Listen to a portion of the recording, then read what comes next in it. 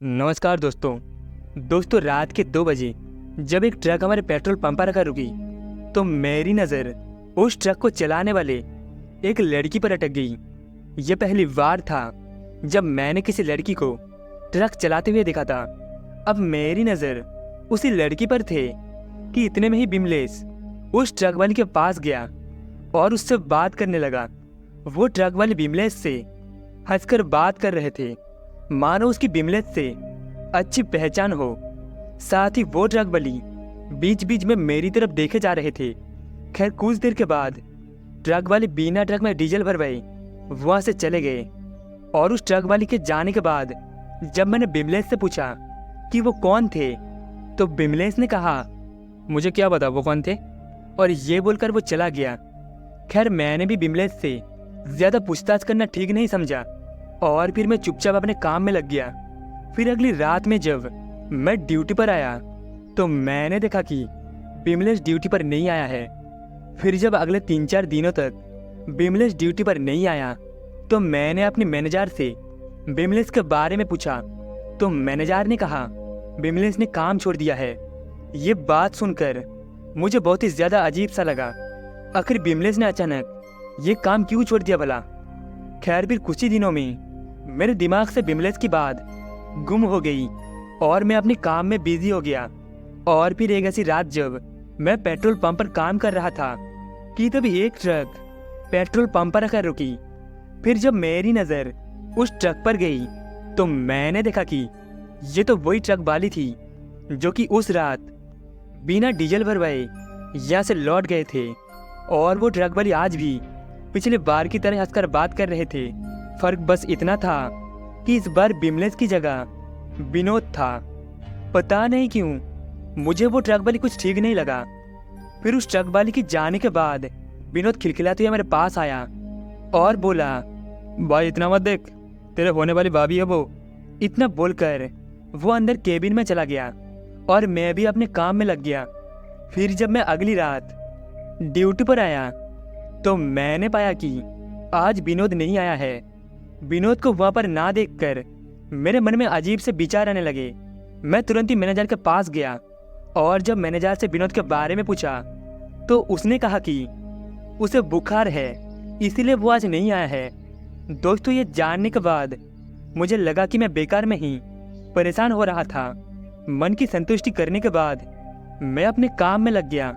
और ऐसे ही जब कुछ दिन बीत गए तो मुझे विनोद का ख्याल आया क्योंकि वो अभी तक काम पर नहीं लौटा था। फिर जब मैं मैनेजर से विनोद के बारे में पूछताछ की तो मुझे पता चला कि विनोद ने भी काम छोड़ दिया है। पहले बिमलेश और अब विनोद का अचानक से काम छोड़ देना मुझे कुछ ठीक नहीं लग रहा था। कुछ तो बात थी जो मेरे दिमाग में उथल पुथल मचा रहे थे। लिहाजा मैं बिमलेश और विनोद का घर जाने का फैसला किया। और जैसे मुझे छुट्टी मिली कि मैं सबसे पहले बिमलेश के घर के लिए निकला। वैसे तो मुझे बिमलेश के घर का पता नहीं मालूम था, पर इतना पता था कि वो मंगोलपुर की दूध वाली गली में रहता है। और फिर जब मैं पूछताछ करते हुए मंगोलपुर के दूध वाली गली में पहुंचा तो वहाँ से लोगों से पता चला कि एक रात जब वो काम से लौटा तो वो अचानक से पागल की तरह हरकतें करने लगा। और फिर कुछ ही दिनों के बाद वो कहीं पर चला गया, जिसके बाद से आप तक उसका कोई पता नहीं है। उसके घर वाले भी यहाँ से अपने गांव में चले गए हैं। अब बिमलेश के बारे में जानने के बाद मेरा शक और भी गहराने लगा। मुझे ऐसा लग रहा था कि हो ना हो कि विनोद के साथ कुछ ना कुछ तो हुआ है।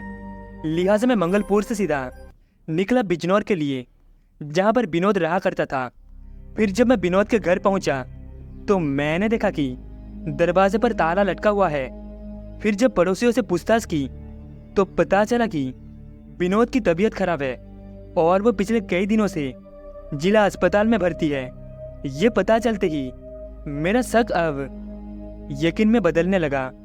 तभी मैंने सोचा कि एक बार अस्पताल जाकर विनोद से मिल लेता हूँ, पर अब तक शाम हो चुकी थी और मैं काफ़ी थक भी चुका था। इसीलिए मैंने घर लौटना ठीक समझा और फिर मैं घर पर लौट आया। पर दिमाग में अभी भी बिमलेश और विनोद को लेकर कई सवाल मेरे दिमाग में उठने लगा। फिर जब मैंने ध्यान से बीती सारी बातों पर गौर किया तो मुझे कुछ चौंकाने वाली चीज का पता चला। जैसे कि वो ट्रक वाली जब पहली बार पेट्रोल पंप पर आए तो उस रोज अमावस की रात थी, और जब दूसरी बार आए तो उस रात भी अमावस की रात थी। और तो और ट्रक वाले दोनों ही रात बिना डीजल भरवाए वहां से चले गए थे। मतलब कि वो ट्रक में डीजल भरवाने नहीं आए थे, बल्कि उसके आने का कोई और ही कारण था, जिसके चलते बिमलेश लापता हो गए और विनोद अस्पताल में भर्ती है। खैर, मेरी वो रात बस बिमलेश, विनोद और उस ट्रक वाले की बातों में ही बीत गई थी। फिर अगले दिन से मेरा काम शुरू हो गया था। वैसे तो मैंने कई बार सोचा कि इस बारे में बाकी कर्मचारियों को बता दूं, पर यह सोचकर मैंने पीछे हट गया कि ये लोग मामले की गंभीरता को समझने की बजाय मेरा मजाक बनाने लगेगी। फिर मैं इसी बीच अपने काम और घर परिवार में ऐसा उलझा गया कि मेरे दिमाग से सब कुछ निकल गया। फिर एक दिन जब मेरी बीवी ने कहा, पता है ना आज अमावस की रात है, बोल से भी अकेले मत निकल जाना। दोस्तों, अमावस की बात सुनते ही मुझे उस ट्रक वाली का ख्याल आ गया। आज फिर अमावस की रात थी, जिसका मतलब था कि वो ट्रक वाली आज भी पेट्रोल पंप पर आने वाली है। अगर ऐसा होता है तो हम में से किसी की जान खतरे में पड़ने वाली थी। फिर जब मैं ड्यूटी पर पहुंचा तो मैंने देखा कि सिर्फ सुकेश ही आया हुआ है। फिर जब मैंने सुकेश से पूछा तो सुकेश ने कहा, आज पेट्रोल पंप बंद है, इसीलिए बाकियों को छुट्टी दे दी है, और मैनेजर मुझे बोल गया है कि अगर अरविंद आए तो उसे अपने साथ रोक लेना। ये सुनते ही पहले तो मुझे उस मैनेजर पर बहुत ही ज़्यादा गुस्सा आया। छुट्टी ही देनी थी तो सभी को दे देता, हम दोनों को रोकने का क्या मतलब था। अभी मैं अंदर ही गुस्से के मारे देख ही रहा था कि सुकेश ने कहा, चलो छोड़ यार, तुम्हें तो पता है ना यहाँ की पॉलिटिक्स कितनी गंदी है, सिर्फ चमचों का ही बलबला है। बस फिर कुछ देर के बाद जब मेरा गुस्सा शांत हुआ तो मुझे याद आया कि आज तो सिर्फ हम दोनों ही है। अगर वो ट्रक वाली सच में आ गई तो उससे कहीं सुकेश बात न कर बैठे, नहीं तो सुकेश का भी हसरत बिमलेश और विनोद की तरह होगा। एक बार को मैंने सोचा सुकेश को बिमलेश और विनोद के साथ हुआ हादसे के बारे में बता दूं, लेकिन इससे पहले मैं उससे कुछ बता कि तभी वो अचानक से ये बोलकर चला गया कि बस मैं अभी आता हूँ। सुकेश के जाने के बाद अब अजीब सी बेचैनी होने लगी, और इसी बेचैनी में समय गुजरता रहा। मैं मन ही मन भगवान से ही दुआ मांग रहा था कि वो ट्रक वाले आज ना आए, पर शायद मेरी दुआ ऊपर वाले ने कबूल नहीं किया। जब रात के 1 बजते ही किसी औरत ने आवाज़ दी और कहा, अरे कोई है क्या? उस औरत की आवाज़ देते ही मेरा पूरा शरीर सिहर उठा, और जब मैंने केबिन से बाहर झांका तो वही ट्रक वाली मुझे नजर आई, पर आज वो अपने ट्रक में नहीं आई। अभी मैं केबिन से उस ट्रक वाली को देख ही रहा था कि तभी सुकेश आता हुआ नजर आया। सुकेश को उस ट्रक वाली के पीछे देखकर मैं एकदम से घबरा गया। मुझे इस बात का डर था कि कहीं सुकेश उस ट्रक वाली से बात न करने लग जाए। मैं सुकेश की तरफ देख रहा था कि तभी उस ट्रक वाली की नज़र सुकेश पर पड़ गई, और इससे पहले कि मैं सुकेश को आगाह कर पाता कि वो औरत उससे बात करने लगी, और मैं चाहकर भी कुछ नहीं कर पाया। मैं केबिन के अंदर खड़ा कपकपाता हुआ सुकेश और उस ट्रक वाली की तरफ देख रहा था। फिर वो ट्रक वाली सुकेश से बात करके चली गई, तो तब जाकर मेरा मुंह खोला और मैंने सुकेश को आवाज़ देते हुए कहा, अपने पास बुलाया। सुकेश मेरे पास आते ही मेरे चेहरे को देखते बोला, क्या अरविंद भाई, कोनो भूत तो ना देख लिया हो जो पूरा चेहरा पसीने से उतरा हुआ है? सुकेश के इतना कहने के बाद मैंने जब बिमलेश और विनोद के बारे में बताया तो सुकेश को मेरे बात पर यकीन नहीं हुआ, उल्टा वो मेरे पर ही बरस पड़ा। हालांकि सुकेश को यह पता था कि मैं कभी भी मजाक नहीं करता हूँ। खैर, कुछ देर की गर्मा गर्मी के बाद जब सुकेश थोड़ा शांत हुआ तो मैंने एक बार फिर उसे समझाने की कोशिश की, और मेरी पूरी बात सुनने के बाद सुकेश काफी घबरा गया। मेरी बात समझते ही उसका चेहरा एकदम से उतर गया।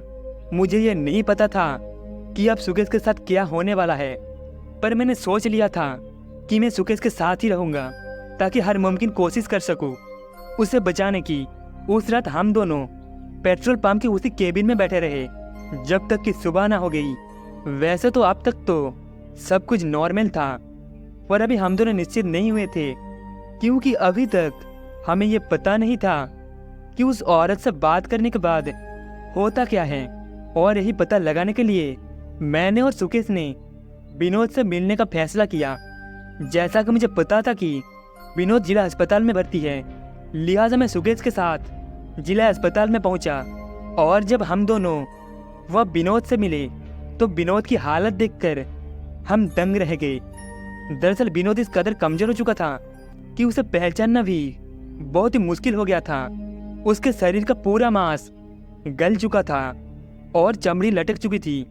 उसका जबड़ा भी टेढ़ा हो गया था, जिस वजह से वह अपना मुंह नहीं खोल पा रहा था और आंखें इतनी अंदर की तरफ धंस रही थी कि ये पता नहीं चल पा रहा था कि उसकी आंखें हैं या फिर नहीं। विनोद का यह हाल देखकर सुकेश का हाथ पैर उसी तरह फूलने लगी थी। मैं सुकेश की मनोदशा अच्छे से समझ सकता था, पर अब ये समझ नहीं पा रहा था कि उस ट्रक वाले से बारे में कैसे पता लगाए। विनोद जिससे हमारी उम्मीद बंधी हुई थी वो अब एक जिंदा लाश में तब्दील हो चुका था। ऐसे में हम दोनों फिर से उसी मोड़ पर आकर खड़े हो गए थे, जहां पर सिर्फ डर और खौफ के अलावा कुछ दिखाई नहीं दे रहा था। विनोद को देखने के बाद सुकेश और मैं बड़े ही मायूसी के साथ अस्पताल से बाहर निकले। अभी हम दोनों अस्पताल से बाहर आए थे कि तभी किसी ने हमें आवाज देते हुए रुकने को कहा। और जब हम दोनों रुके तो सामने एक आदमी खड़ा हो गया जो अस्पताल वाले ड्रेस में पहने हुए थे। हमारे रुकते ही वो आदमी हमारे पास आया और बोला, तुम दोनों उस मरीज के कौन लगते हो जिसे देखने आए थे?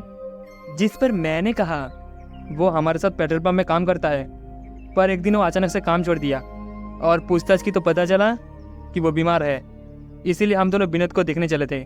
मेरे इतना कहते ही उस आदमी ने कहा, वो बीमार नहीं है, उसे कुछ ऐसा हुआ है जो डॉक्टर के बस से बाहर है। वो हर रात 1 बजे किसी से बात करने लगता है और सुबह होते ही खामोश हो जाता है। ये सुनते ही मैंने उस आदमी से पूछा, विनोद क्या और कौन सी बात करता है? इस पर वो आदमी बोला, वैसे तो कुछ साफ साफ समझ नहीं आता, पर शायद वो किसी ट्रक और औरत की बात करता है। उस आदमी की बात सुनकर मैं कुछ सोच में पड़ गया और फिर कुछ सोचने के बाद मैंने कहा, क्या हम रात को विनेश से उस वक्त मिल सकते हैं जब वो बड़बड़ाते हैं? मेरे इतना कहते ही उस आदमी ने कहा, हाँ मिल सकते हो, पर तुम में से एक जन ही मिल सकते हो। तुम दोनों में से जितने भी मिलना है वो रात के 12 बजे अस्पताल के मोर्चरी गेट के पास मिलो। और ये बोलकर वो आदमी वहाँ से चला गया और हम दोनों वहाँ से घर लौट आए, क्योंकि सुकेश अब तक काफ़ी हद तक आ चुका था, इसीलिए मैंने उसे अपने साथ अपने घर पर ले आया। अब हम दोनों घर से लौट आए थे, पर हम दोनों के दिमाग में सिर्फ उसी ट्रक वाली का चेहरा घूम रहा था कि आखिर कौन है वो और वो क्या करती है उन लोगों के साथ जो उससे हंसकर बात करता है। इसी सोच विचार में सूरज ढल गया। अच्छी बात तो ये थी कि सुकेश अभी तक ठीक ठाक है कि इसी बीच सुकेश को घर से फोन आ गया, जिसके चलते उसे घर जाना पड़ा।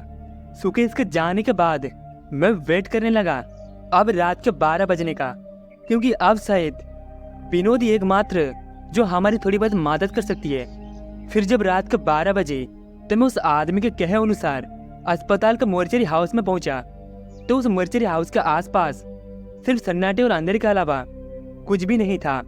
अभी मैं उस आदमी के आने का वेट कर रहा था कि तभी पीछे से किसी ने कहा, कौन हो तुम और क्या कर रहे हो वहाँ पर? फिर जब मैंने पीछे पलट कर देखा तो मैंने पाया कि तो मेरे पीछे एक हाथों में डंडा लिए एक आदमी खड़ा है। अभी मैं उसको कुछ आवाज देता तभी वो आदमी वहाँ पर आ गया जिसका मैं वेट कर रहा था। वो आदमी आते ही बोला, ये मेरे साथ है, और ये बोलकर वो मुझे अपने साथ अपने वर्ड में ले आया। फिर जैसे एक बजने को हुआ तो मुझे वो विनोद के पास ले गया, और जब मैं विनोद के पास पहुंचा तो मैंने देखा कि वो अपने वेट पर बैठा हुआ था और कुछ बड़बड़ा जा रहा था। फिर जब मैंने उसे आवाज़ दी और उससे बोला, विनोद भाई मुझे पहचाना? मैंने अभी इतना ही कहा था कि विनोद अचानक हंसने लगा। उसकी हंसी इतनी डरावनी थी कि मैं तुरंत ही कुछ कदम पीछे हट गया। मेरे पीछे हटते विनोद ने बोला, सुकेश अपने साथ ले जाएगी तो कुछ नहीं कर पाएगा। विनोद की इतना कहते ही मैं उसके सामने अपने दोनों हाथ जोड़ते बोला, मुझे पता है, इसीलिए तुम्हारे पास आया हूँ, क्योंकि मुझे अच्छे से मालूम है कि तुम उस ट्रक वाले से बचने का राज जानते हो। मेरे इतना कहते ही विनोद ने कहा, मुझे उस ट्रक वाली ने छोड़ा नहीं है, बल्कि मुझे तड़पा रही है। मेरी आत्मा ये शरीर को छोड़ने के लिए छटपटा रही है, पर वो मुझे इतनी आसानी से मौत नहीं देना चाहती है।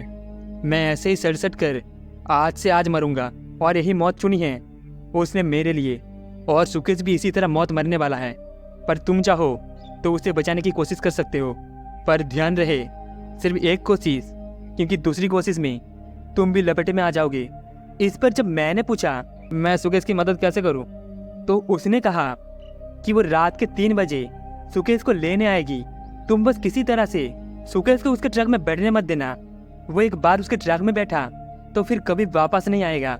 उसके बोलते ही मैंने अपनी घड़ी देखी, जिसमें अभी रात के 1:30 बज रहे थे, मतलब कि अभी मेरे पास 1.5 घंटा था सुकेश को इस बारे में बताने के लिए। मैं तुरंत ही अस्पताल से बाहर निकला। जब 2 बजे के करीब मैं सुकेश के घर पहुंचा तो उसके घर के सामने भीड़ लगी थी। उसकी माँ और उसकी बहन रो रही थी, मगर जब मैंने पूछताछ की तो मुझे पता चला कि सुकेश अचानक ही हिंसक हो गया था। और जब उसके पिताजी ने सुकेश को शांत करने की कोशिश की तो उसने अपने पिताजी की गर्दन एक झटके में पीछे की तरफ घुमा दी और वो घर से भाग गया। फिर कुछ लोग उसके पीछे भी गए, पर वो सारे भी कुछ देर के बाद लहूलुहान होकर वापस आ गया। दोस्तों, ये सब देखकर मुझे बहुत दुख हुआ। आखिर मैं चाहकर भी सुकेश के लिए कुछ नहीं कर सका, पर मैंने ये फैसला कर लिया कि अब ये किसी और के साथ नहीं होने दूंगा। लिहाजा जब मैं अगली सुबह पेट्रोल पंप पर गया और ये सारी बातें मैनेजर समेत बाकी कर्मचारी को बताया, पहले तो किसी ने मेरी बात पर यकीन नहीं किया।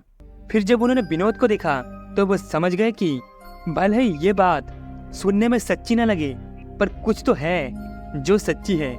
लिहाजा तब से हर अमावस की रात पेट्रोल पंप को बंद रखने का फैसला किया है।